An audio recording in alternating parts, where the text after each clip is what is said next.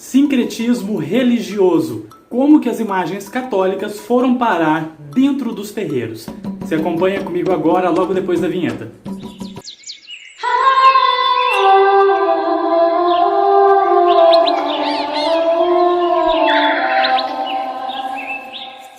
Olá, sejam bem-vindos a mais um vídeo aqui do nosso canal Espíritos de Luz Umbanda. Para você que ainda não me conhece, eu me chamo Alex Jogum e este é um canal específico da religião de Umbanda, onde a gente fala de diversos assuntos relacionados à religião.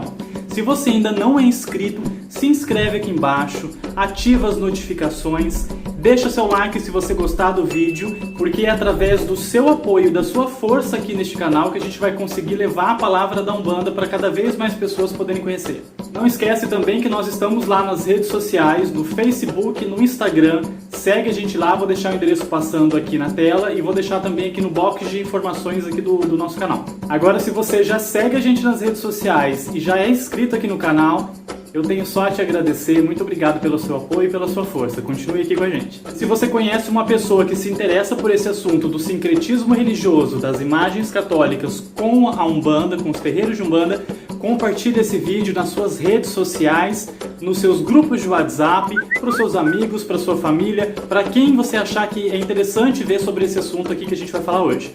Bom, antes de começar o nosso tema de hoje, é importante lembrar que nós estamos no mês de setembro, um mês em que nós comemoramos São Cosme e Damião, a todos os herês, a Ibejada. Então vai ter vídeo especial aqui no canal sobre os herês. A gente vai falar um pouco sobre essa linha de trabalho, qual que é os campos que eles atuam, como que é a forma em que eles desenvolvem essa troca de energia com a assistência.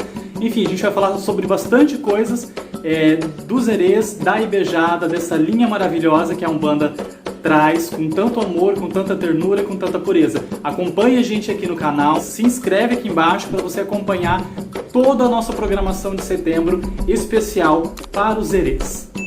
Pois bem, vamos lá. Muitas pessoas devem se perguntar, devem ter essa curiosidade, que é normal, principalmente as pessoas que não são da religião, porque as que são sabem já dessa correlação entre as imagens católicas com os terreiros. Então, para as pessoas que têm essa curiosidade, devem se perguntar assim, como que as imagens católicas vieram parar dentro dos terreiros de Umbanda, dentro dos terreiros de Candomblé? Eu vou tentar explicar para você de uma forma mais didática, sem muito rodeio, para ter um bom entendimento.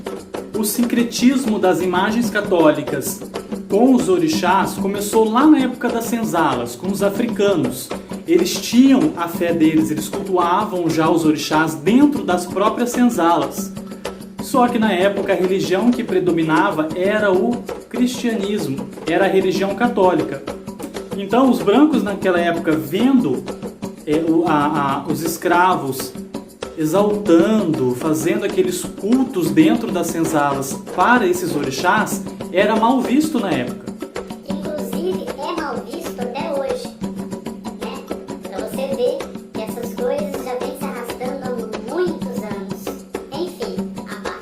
Então eles exaltavam, eles exercitavam a fé deles dentro das senzalas para esses orixás. Esses que a gente conhece hoje, Ogum, Yansan, Iemanjá, Xangô, como eu disse, eram mal vistos nessa prática religiosa deles. Os brancos na época achavam que eles estavam invocando o mal, fazendo magia negra, vangloriando as energias negativas, fazendo bruxaria. Essa parte toda errada que dizem que a nossa Umbanda prega. Na verdade, todo mundo sabe que a gente em nenhum momento invoca esses nomes negativos como demônio, capeta, satanás e por aí vai. E eles eram castigados por isso. Quando os brancos viam que eles estavam fazendo essa prática lá nas senzalas, eles eram chicoteados, amarrados, queimados e muitas vezes até mortos. Eles eram levados para dentro das igrejas para ver todos aqueles santos, que era na época pregado como certo, né? Aquela era a religião certa, é aquela que todo mundo tinha que seguir. Quem fugisse daquilo estava fazendo coisa errada, pregando o negativo, o abominável, enfim. E aí foram apresentados para esses africanos na época essas imagens todas católicas. São Jorge, Santa Bárbara, a imagem de Jesus Cristo e tal. Só que aí, eles já cansados de sofrer, cansados de ser chicoteados e de repente até mortos, cansados de não poder exercer a fé deles com liberdade, eles tiveram uma sacada, uma ideia assim de gênio. Eles resolveram fazer o seguinte: eles pegaram as características desses santos católicos e as características dos orixás que eles cultuavam e tentaram ver a semelhança deles com os orixás. Por exemplo, eles sincretizaram São Jorge com Ogum, eles sincretizaram Santa Bárbara com Iansã, Jesus Cristo com Oxalá e por aí foi. Porque dessa forma eles não iam deixar de exercer a fé deles, de exercer o sagrado deles, porque as imagens católicas podiam entrar dentro das senzalas, não era mal visto. Então quando os brancos viam eles exaltando aquelas imagens, eles entendiam que, eles aprenderam, agora eles sabem qual que é a religião certa, eles não vão mais ficar evocando aqueles nomes estranhos. Só que na verdade eles estavam sim exercendo o sagrado deles ali naquelas imagens, associando a semelhança, fazendo essa fusão das imagens católicas com os orixás. Eles simplesmente fizeram um sincretismo. Então foi a partir daí que as imagens católicas começaram a entrar dentro das religiões afro. Então, por uma imposição da época, eles foram obrigados a fazer essa associação para não deixar de exercitar a fé que eles tinham nos orixás. Depois surgiu o candomblé, que é onde também as imagens católicas tinham essa associação, esse sincretismo com os orixás, mas que com o passar do tempo foi fazendo essa desassocialização. Não associaram mais tanto as imagens católicas com os orixás. E por que fez essa desassocialização? Porque na época era uma imposição, como eu disse.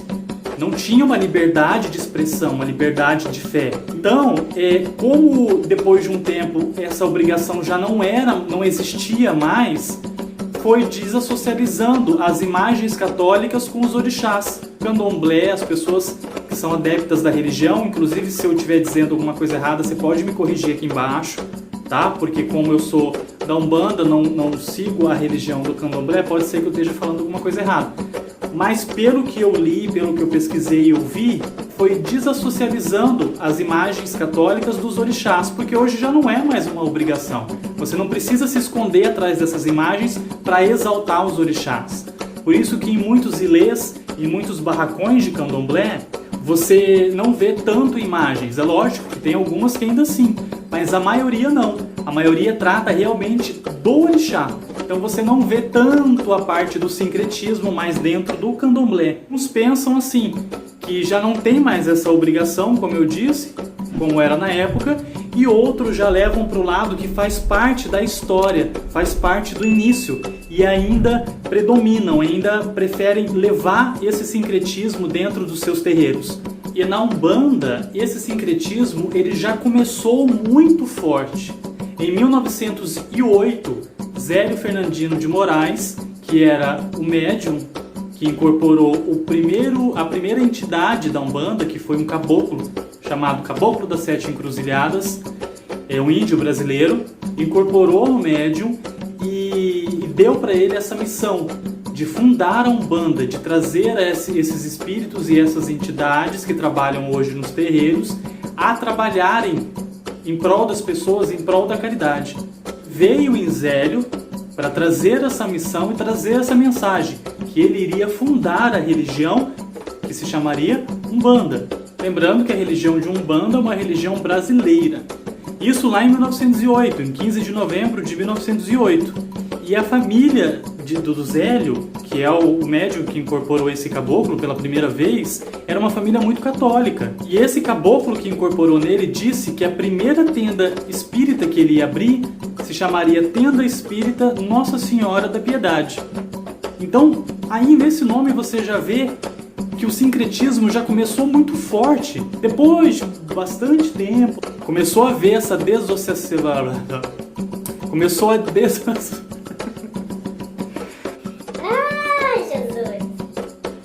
começaram a desvincular essas imagens dos santos católicos dos orixás. Mas mesmo fazendo esse vínculo e se perdendo com o passar do tempo, ainda assim é muito mais forte dentro dos terreiros de Umbanda do que dentro dos ilês de Candomblé. E aí você, do outro lado, me pergunta: Alex, mas então qual que é o certo? Se eu quiser ter um altar na minha casa, eu coloco lá os orixás, ou eu coloco os santos católicos, ou eu coloco os dois? O que eu faço? Como é que eu monto? E aí eu te respondo: faça da forma que te tocar. Se você quiser colocar só os orixás, você põe, não tem problema nenhum.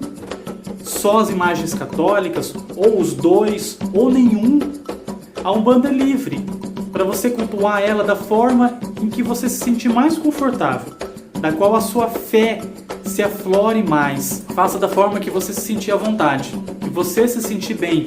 Eu particularmente adoro as duas formas. Gosto muito das imagens católicas, me identifico com elas.